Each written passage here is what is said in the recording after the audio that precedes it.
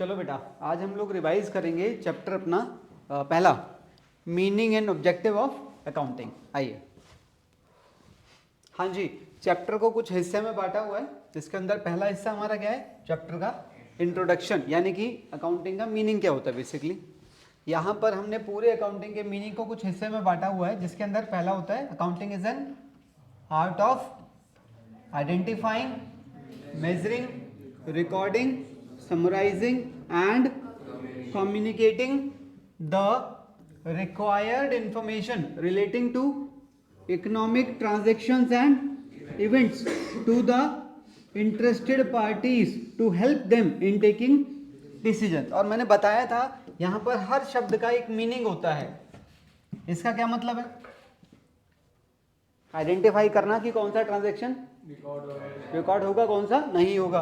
उसके बाद जो रिकॉर्ड होंगे उनकी वैल्यू रुपीस में मेजर करना, फिर उन्हें जर्नल में या सब्सिडरी बुक्स में रिकॉर्ड करना, फिर उन्हें समराइज करना। समराइज करना मतलब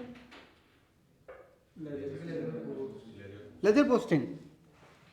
लेजर पोस्टिंग इज समराइजिंग। अच्छा, ये फाइनल अकाउंट्स हैं।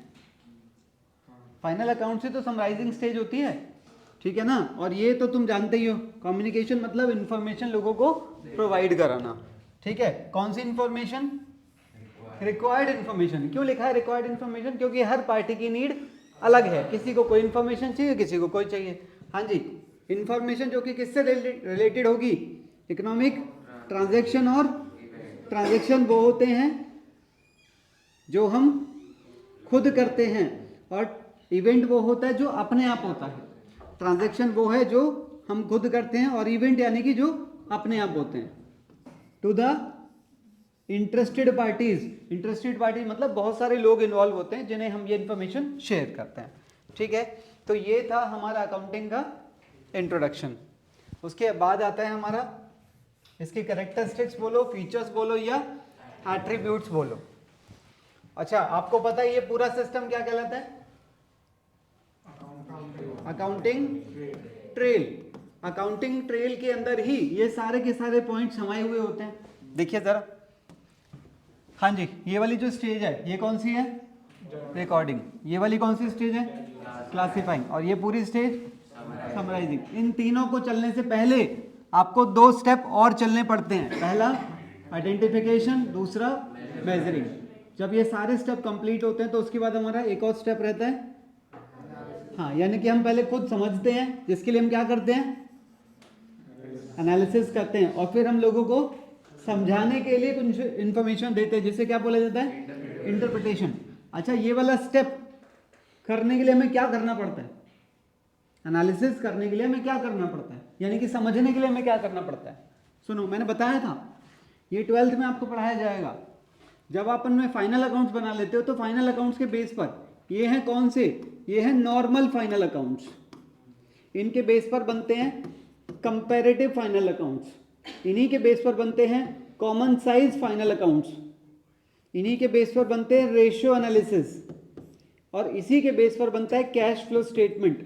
इसी के बेस पर बनता है फंड फ्लो स्टेटमेंट। कुछ चीज़ें होती हैं हमारी, बहुत सारी है। ये सारे अलग अलग चैप्टर हैं। 12th में 3 बुक हैं, ये तीसरी बुक के अंदर आता है, ठीक है ना। क्लियर है मेरी बात? फिर नॉर्मल फाइनल अकाउंट्स, यानी कि एक स्टेप, 2, 3, 4, 5, 6। इनके साथ में कुछ और भी चीज़ें होती हैं, ऑडिटर्स की रिपोर्ट, बोर्ड ऑफ डायरेक्टर्स की रिपोर्ट, वो सारी मिलाकर एक बुकलेट बनाई जाती है। वो बुकलेट लोगों को कम्युनिकेट कर दी जाती है, दे दी जाती है, ताकि वो उसे रीड करें और जो इन्फॉर्मेशन चाहिए उसमें से निकाल लें। पूरा प्रोसेस क्लियर है? आइए ज़रा, स्टेप्स को याद कैसे रखेंगे? स्टेप्स का एक अपना सीक्वेंस है। पहला स्टेप 1, 2, 3, 4, 5। 1, 2, 3, 4, 5। फिर इसके बाद हम पहले खुद समझते हैं, फिर लोगों को समझाने की इंफॉर्मेशन, और फिर लोगों को उसे भेज दें। क्लियर है? आइए, अगला क्या है? अकाउंटिंग इज एन आर्ट और साइंस। मैंने बताया था आपको अकाउंटिंग एक आर्ट कैसे है और अकाउंटिंग एक साइंस कैसे है। आर्ट बेसिकली क्या होती है? अबे फालतू पागल हो गया, कुछ भी हमेशा यही बोलते हैं सब कला। हाँ, क्रिएटिविटी। आर्ट बेसिकली है किसी काम को करने का ढंग, वैसे ही अकाउंटिंग भी एक आर्ट की तरह ही काम करती है। एक अच्छा आर्टिस्ट वो है जो प्रैक्टिस करके आर्टिस्ट बनता है। कभी भी कोई शुरू से नहीं होता कि पैदा हुआ और जन्म से ही वो अपनी सारी आर्ट दिखाने लग गया। प्रैक्टिस करके ही वो, और उसके अंदर इंटरेस्ट होता है उसका, जो उसे अच्छा आर्टिस्ट बनाते हैं। वैसे ही एक अच्छा अकाउंटेंट भी प्रैक्टिस से ही डेवलप होता है, ऐसा नहीं है वो जन्म से ही एक अच्छा अकाउंटेंट होता है। ठीक है। और अकाउंटिंग एक साइंस कैसे है? साइंस कुछ रूल्स पे डिपेंड करती है, कुछ रूल रेगुलेशंस होते हैं, कुछ लॉ होते हैं, वैसे ही अकाउंटिंग भी कुछ रूल्स पे ही काम करती है। ठीक है ना? ये मतलब मोटी मोटी बातें हैं, बाकी डिटेल्स आपको खुद पढ़नी पड़ेंगी इसकी। क्लियर है? आगे चलें। अकाउंटिंग साइकिल कहो या अकाउंटिंग प्रोसेस कहो, अकाउंटिंग साइकिल शुरू कहाँ से होती है? आइडेंटिफिकेशन ऑफ फाइनेंशियल ट्रांजैक्शन, या उसके बाद उन्हें रिकॉर्ड किया जाता है, फिर उन्हें क्लासिफाई किया जाता है, then summarising, analysing and communicating. ये पूरा प्रोसेस क्या बन जाता है? अकाउंटिंग साइकिल या अकाउंटिंग प्रोसेस। इससे रिलेटेड कुछ क्वेश्चन थे, एक बार रीड करें।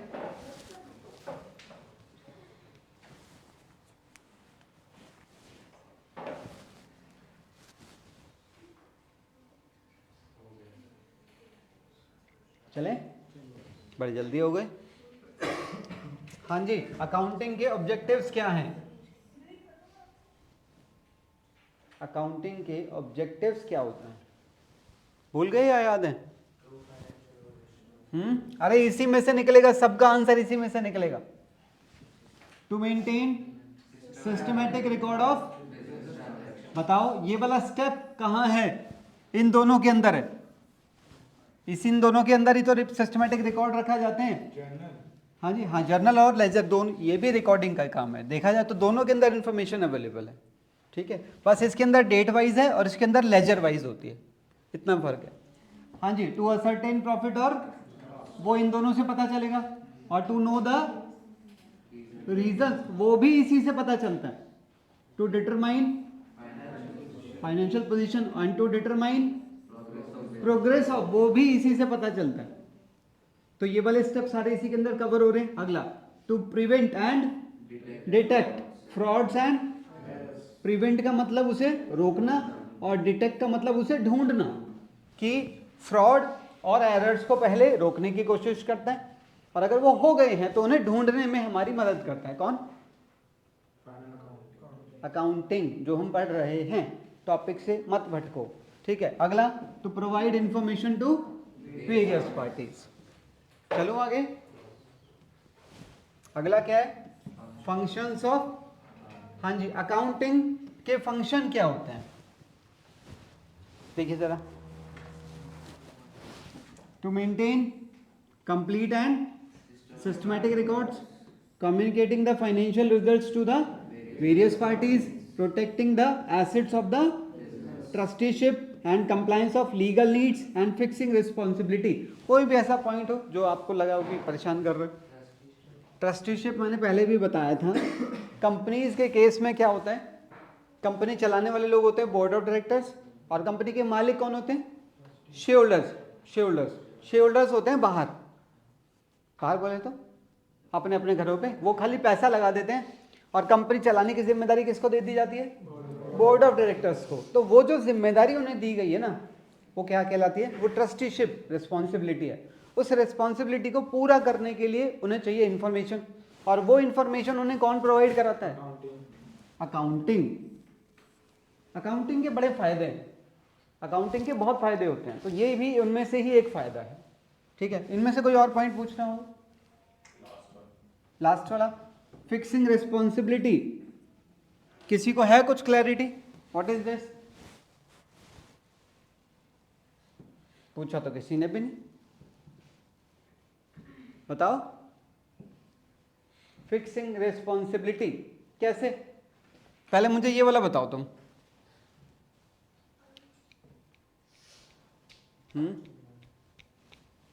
जब आप पूछ ही नहीं रहे तो बता तो दो कम से कम। कंप्लायंस ऑफ लीगल नीड्स, अरे आता है कि नहीं?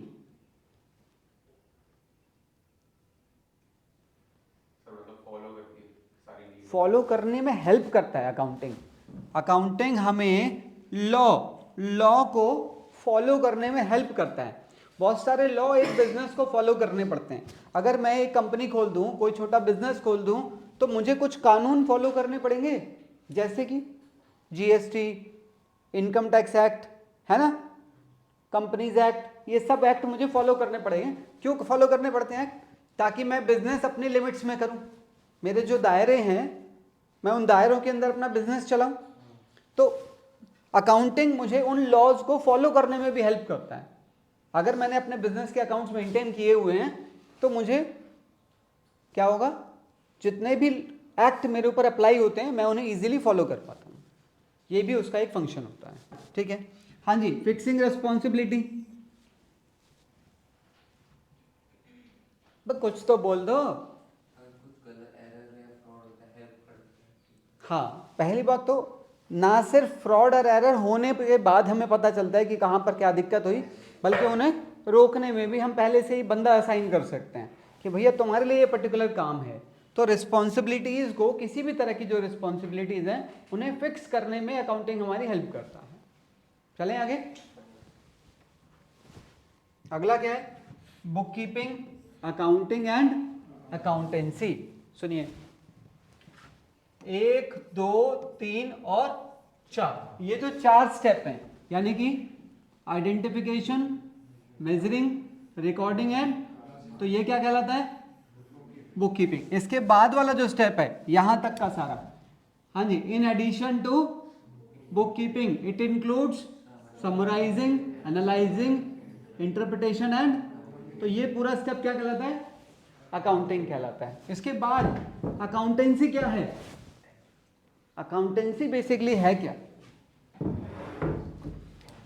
It is an educating process which includes book keeping and, basically accountancy क्या है? अकाउंटेंसी हमें ये बताता है कि जब आप ये दोनों काम करते हैं ना, तो आपको क्या रूल रेगुलेशंस कैसे फॉलो करने हैं, वो हमें ये बताता है। ठीक है, अच्छा, इसे करने वाला कौन होता है? इसे करने वाला कौन होता है? हाँ, इसे करने वाला होता है जूनियर स्टाफ, इसे करने वाला होता है सीनियर स्टाफ, और इसे होता है प्रोफेशनल्स जो होते हैं। ठीक है ना, ये हमारी पहली स्टेज है, ये दूसरी और ये तीसरी है। इसके आगे आइए जरा। It is clerical in nature, मतलब क्लैरिकल इन नेचर का मतलब, अरे इसे कोई भी कम नॉलेज वाला व्यक्ति भी कर सकता है। डेली बेस पे काम चलता रहता है, डेली होता है ये काम। ये वाला काम डेली नहीं होता, और इसे करने के लिए भी थोड़ा एनालिटिकल बंदा चाहिए, पढ़ा लिखा हो, ट्रेनिंग ली हो, उसने पढ़ाई लिखाई करी हो, वो होता है। ठीक है ना। अच्छा, इसके लिए लो नॉलेज की, मतलब काम चल जाता है इससे, थोड़ी बहुत पढ़ाई से। इसके लिए हाई नॉलेज की चाहिए, और इसके लिए प्रॉपर प्रोफेशनल डिग्री चाहिए होती है, उसके बाद आप इसे कर पाते हैं। इसके अंदर जनरली पता क्या क्या चीज़ें आती हैं? पागल है? इसके अंदर क्या क्या आते हैं? Rules, theories, principle, accounting standards वगैरह जो होते हैं, वो सब इसके अंदर इंक्लूड होते हैं, जो आपको ओवरऑल फॉलो करने पड़ते हैं इस पूरे प्रोसेस के लिए। याद आ रहा है कुछ? इसको देख के कुछ याद आ रहा हो? बुक कीपिंग का जो स्कोप है वो सबसे कम है। अकाउंटिंग अपने अंदर बुक कीपिंग को इंक्लूड करता है, और अकाउंटेंसी इन दोनों को इंक्लूड करता है। ठीक है, हाँ जी। ब्रांचेस या टाइप्स कहो या फील्ड्स ऑफ अकाउंटिंग कहो, याद है कुछ इसके अंदर क्या क्या होता था? कॉस्ट अकाउंटिंग, फाइनेंशियल अकाउंटिंग, हाँ, फाइनेंशियल अकाउंटिंग, कॉस्ट अकाउंटिंग और मैनेजमेंट अकाउंटिंग। आपको पता है इसमें से ये हमारे सब्जेक्ट है, एक जो हम 12th में पढ़ते हैं। ये दोनों हमारे सब्जेक्ट नहीं है, सिर्फ इनका इंट्रोडक्शन, यानी कि इनके बारे में सिर्फ कि ये सब्जेक्ट किस बारे में होते हैं, खाली ये हमें पढ़ना होता है 12th में, सॉरी 11th में। हाँ जी, फाइनेंशियल अकाउंटिंग क्या है? फाइनेंशियल अकाउंटिंग वो है जो हम पढ़ रहे हैं, पर ये लिख के आओगे, ये वो है जो हम पढ़ रहे हैं, इसीलिए मैं यही लिख के जा रहा हूँ, तुम नंबर दे देना। फाइनेंशियल अकाउंटिंग है क्या? फाइनेंशियल अकाउंटिंग हमें बिजनेस के फाइनेंशियल से रिलेटेड जो भी इंफॉर्मेशन है वो सब प्रोवाइड कराती है। क्या? बिजनेस की प्रॉफिटेबिलिटी, बिजनेस की फाइनेंशियल पोजीशन के बारे में हमें इससे पता चलता है कि इसके बारे में तो तुम सब जानते हो डिटेल से। इसके अंदर जर्नल होता है, लेजर होता है, समराइजिंग होती है, लास्ट में इंफॉर्मेशन लोगों को शेयर करते हैं, ये पूरा का पूरा वही सिस्टम है, पूरी की पूरी अकाउंटिंग ट्रेल। ठीक है ना? उसके बाद कॉस्ट अकाउंटिंग क्या होता है? कॉस्ट अकाउंटिंग बताते ही नहीं है। हाँ, प्रोडक्शन की कॉस्ट जानने में हमारी मदद करती है। क्या खाली प्रोडक्शन की कॉस्ट जानने में हमारी मदद करेगी? प्रोडक्शन की कॉस्ट जानने में, प्रोडक्शन की कॉस्ट को कंट्रोल करने में, उसको रिड्यूस करने में की टेक्निक क्या होगा उसकी कॉस्ट जानने से? जब तक आपको किसी चीज का कॉस्ट प्राइस पता नहीं चलेगा तब तक तुम इसका सेलिंग प्राइस कैसे डिसाइड करोगे? नहीं समझे? अबे हाँ या ना? अब मान लो कोई भी एक बिजनेस है, वो बर्गर अगर सेल कर रहा है तो उसने मान लो बर्गर का प्राइस, उसका जो कॉम्पिटिटर है उसको देखा, अच्छा वो 40 रुपए का बर्गर बेच रहा है तो ये क्या ये भी 40 रख दे? अगर ये भी 40 रखेगा तो कस्टमर इतना इजीली आ जाएगा, क्योंकि कस्टमर फिलहाल उसके पास जा रहा था, इसने नई दुकान खोली है, तो ये क्या चाहेगा? उसके प्राइस को कम रखे। अब कम प्राइस तो तभी रख पाएगा, पहले ये तो देख ले वो बर्गर का कॉस्ट उसको खुद कितने का आ रहा है। और अगर उसका खुद का कॉस्ट ज़्यादा है तो वो प्राइस कैसे एडजस्ट करेगा?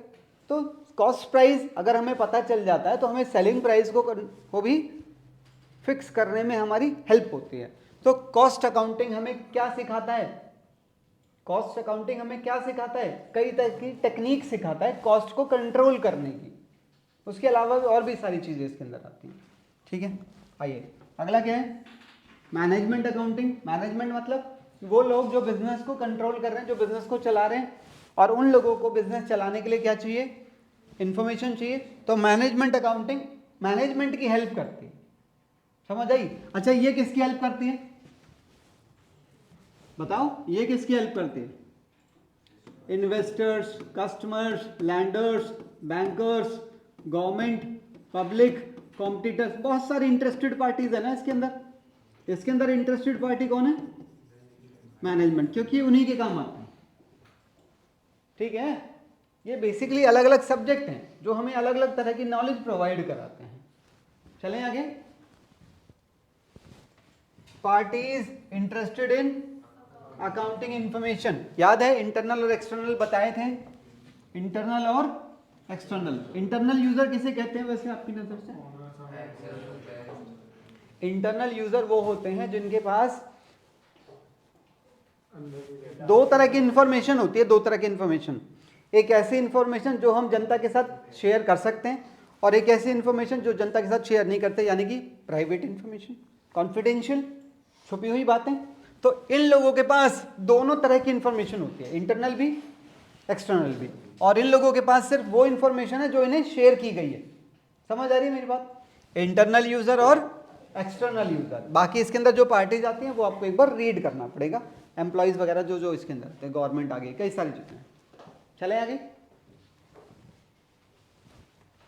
एडवांटेजेस ऑफ अकाउंटिंग कोई बता सकते हैं?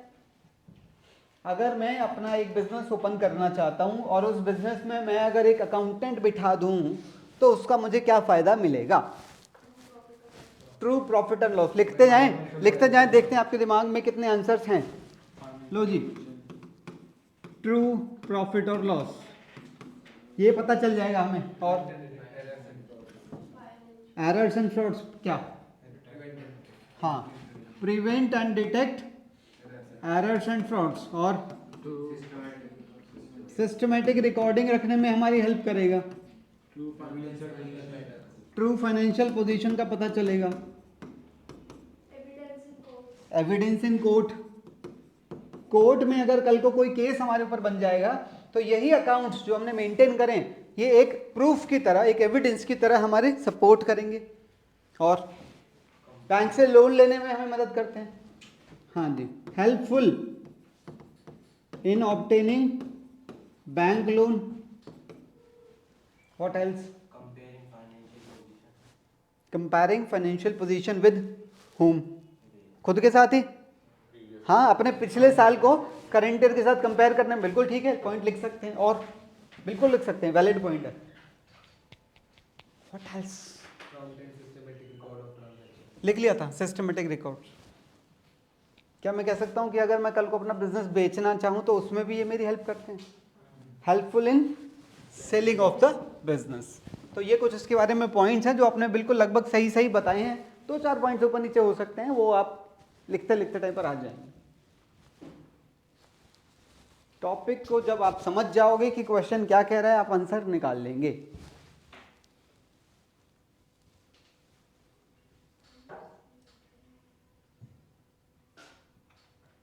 कुछ भी इसमें से पूछना हो। रिप्लेस मेमोरी, ये कोई बता सकता है? अबे अगर तुमने बिजनेस के अकाउंट्स बना रखे हैं तो तुम्हें कुछ याद रखने की जरूरत नहीं है, जब लिख रखा है तो याद क्यों रखना? ठीक है, हटा दो। चलिए अगला क्या है? लिमिटेशंस ऑफ अकाउंटिंग, कोई बता सकता है कुछ? विंडो ड्रेसिंग, हाँ जी, लैक ऑफ क्वालिटेटिव इंफॉर्मेशन और इन्फ्लुएंस बाय पर्सनल जजमेंट। ये क्या है भाई? इन्फ्लुएंस बाय पर्सनल जजमेंट, ये क्या होता है? नहीं, हर आदमी का ना एक पॉइंट ऑफ व्यू अलग है चीज़ों को देखने का। जैसे कि प्रोविजन बनाते हैं हम लोग बिजनेस में डाउटफुल डेट्स के लिए, तो किसी को लग रहा है कि 5% पैसा डूबेगा, किसी को 7% भी तो लग सकते हैं। तो लोगों के एक अपने पॉइंट ऑफ व्यूज़ होते हैं, वो पॉइंट ऑफ व्यूज़ भी हमारे अकाउंट्स पे असर डालते हैं। समझ आ रही है मेरी बात? तो ये कुछ लिमिटेशंस हैं, और भी होते हैं पॉइंट्स। आइए ज़रा देखो, ज़रा कुछ पूछना हो इसमें से।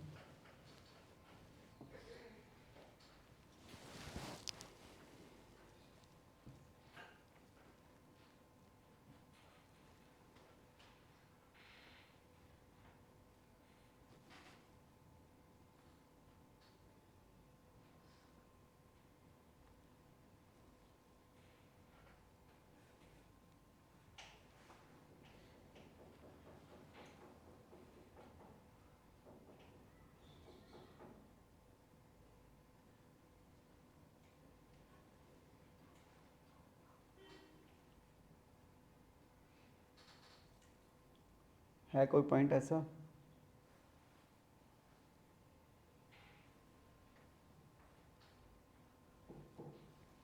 इसके अंदर एक पॉइंट हाँ लिखा है, विंडो ड्रेसिंग भी है। ये काफ़ी सही पॉइंट है, उसके बारे में जनरली क्वेश्चन देखने के लिए मिल जाता है आपको।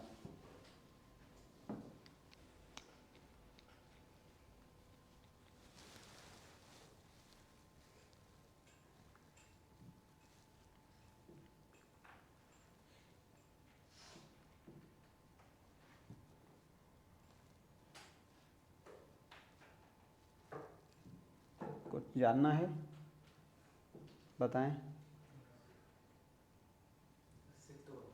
कौन सा? अनसुटेबल फॉर फोरकास्टिंग, ये क्या होता है भाई? अच्छा एक बात बताओ, अकाउंट्स में जैसे कौन सी चीज़ें लिखी जाती हैं, पास्ट की, प्रेजेंट की, कि फ्यूचर की? प्रेजेंट की तो लिखेंगे, पास्ट का कुछ याद आ गया तो उसे नोट कर सकते हैं ना, रिकॉर्ड तो कर सकते हैं। क्या फ्यूचर की चीज़ें रिकॉर्ड होती हैं? आज मैंने 10 रुपये का सेल किया, मैं रिकॉर्ड करूंगा कि नहीं? कल मैं 10 रुपये का सेल कर सकता हूं, क्या मैं वो रिकॉर्ड करता हूं? इसमें फ्यूचर से रिलेटेड इंफॉर्मेशन नहीं हो पाती है।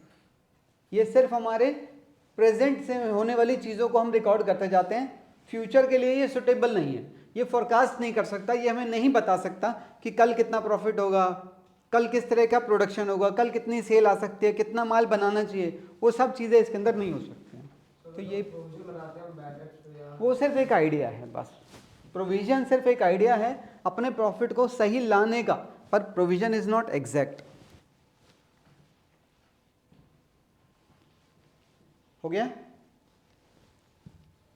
अगला, ये और ये फर्क क्या है भाई इनमें? इसमें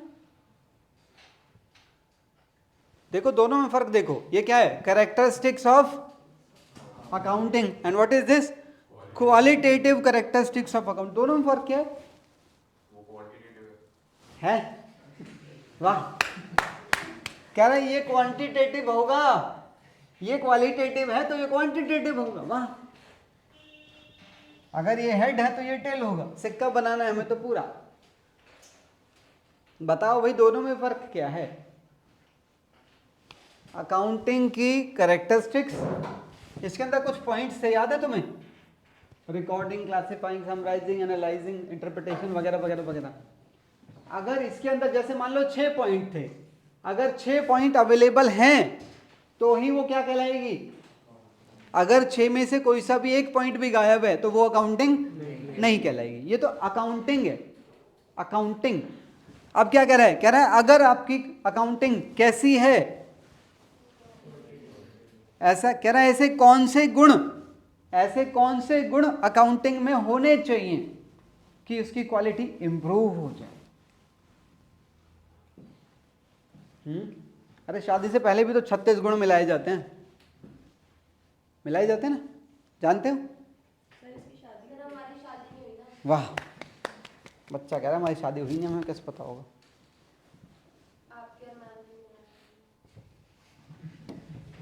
मैं टॉपिक खत्म कर रहा हूँ यहीं पे, ठीक है?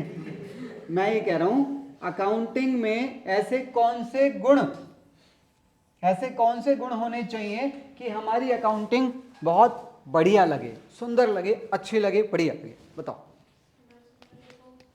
सुंदर सुंदर लिखो, यानी कि अच्छी हैंडराइटिंग। हैंडराइटिंग का तो खेल ही नहीं, आज तो कंप्यूटर्स चलते हैं। अब तो सारी रिकॉर्डिंग तो कंप्यूटर्स में होती है। हाँ हाँ हाँ, सही जा रहे हो तुम। रिलायबिलिटी होनी चाहिए, अंडरस्टैंडेबल होना चाहिए, कंप्लीट होना चाहिए। अरे अकाउंट्स में जो भी तो अकाउंटेंट हमारे अकाउंट्स बना रहा है, वो अकाउंटेंट क्या करे बताओ? ये वाली सारी चीजों को फॉलो करके चले। वो अगर वो ये सारी चीजों को फॉलो करके चलेगा तो उसके हाथ से बने हुए जो अकाउंट्स होंगे वो बिल्कुल बहुत अच्छे होंगे। बात समझ आ रही है? तो इन कैरेक्टरिस्टिक्स के बारे में पढ़ते हैं। हाँ जी, पहला क्या है? Reliability, relevance, understandability, comparability, faithful presentation, और कुछ और है, टाइमलीनेस, न्यूट्रलिटी और कंप्लीटनेस। अगर ये सारे गुण होंगे किसमें? हमारे अकाउंटिंग में, तो हमारी अकाउंटिंग क्वालिटेटिव नजर आएगी, मतलब उसमें क्वालिटीज भी नजर आएंगी, वो गुण अपने आप नजर आएंगे। इसमें से किसी पॉइंट में आपको डाउट हो?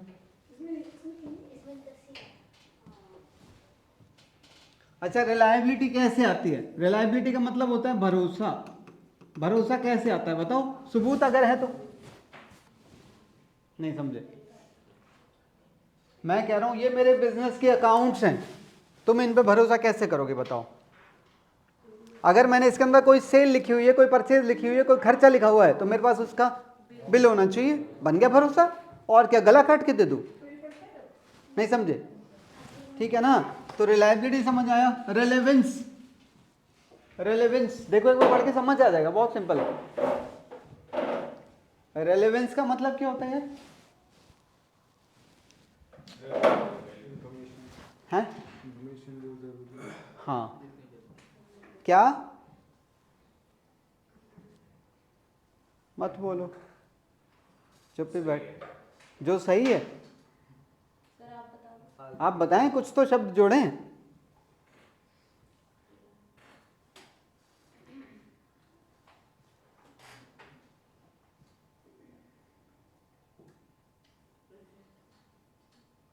रेलेवेंस का मतलब नहीं पता? जिसे हम कर पाए, कनेक्ट कर पाए, वाईफाई? क्या कह रहे हो? रेलेवेंट का हिंदी मतलब भी बता दो। जरूरी, हाँ कह सकते हैं। महत्व कहते हैं वैसे शायद हिंदी में, अगर आपको पता हो तो। अरे इंफॉर्मेशन इसके अंदर जो है वो रेलेवेंट होनी चाहिए। ऐसा नहीं उल जुलूल सारी इंफॉर्मेशन डाल रखी है, उसका फायदा क्या है कि नहीं? रेलेवेंट इंफॉर्मेशन होनी चाहिए। रीड करो एक बार ये वाला पॉइंट।